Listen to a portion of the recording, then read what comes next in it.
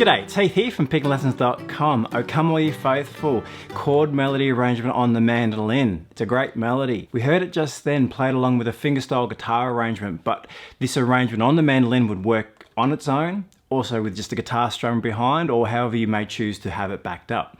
Now the melody is all in here supported by a lot of chord positions, and those chord positions we're using a double stop. So essentially what we're doing is we've got our melody on top supported with a note from the chord in a double stop form. So these first four measures, for example, there's a little bit of melody separate.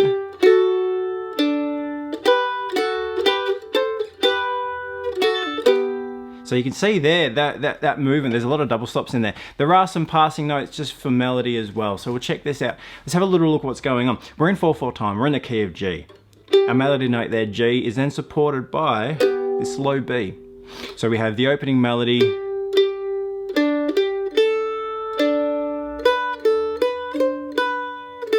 when we bring those double stops in, and so on. So let's have a look at what we're doing there. That melody note G and supported by the B.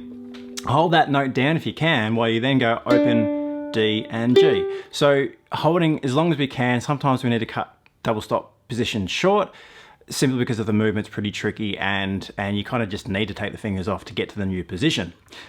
In this case though, you can hold on to that B. D up next. Our melody's on top, the A, and we've got an F sharp there with it. Then melody moves to open D. First two measures with pickup. Pickups on beat 4. 1, 2, 3, 4. 1, 2, 3, 4.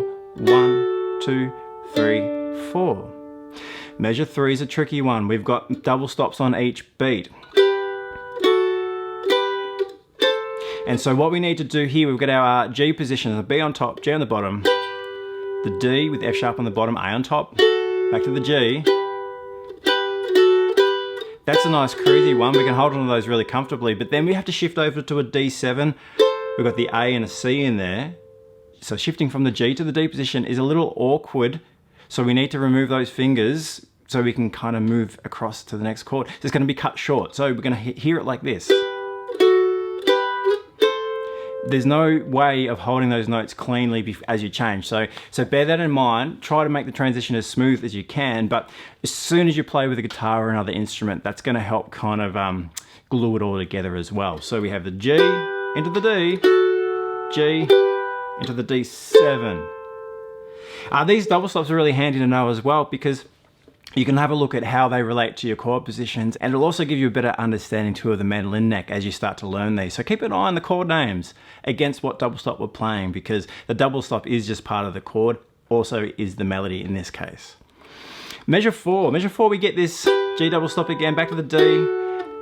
This time what we started with the G is now an E minor, because E minor has a couple of the same notes as G, and they happen to be these two, the G on top, the B on the bottom. So we don't necessarily have the root note in these chords. We don't have all three notes, so we're going to be omitting one to play the double stop. In this case, we're leaving out the E in the E minor, but that's okay. Accompaniment will have that for us. So those first four measures, you can see those double stops there moving around. It gives you an idea of what we're going to be phasing for the rest of the tune. If you head to pickinglessons.com, you're able to grab yourself a copy of this tablature that we've been working through.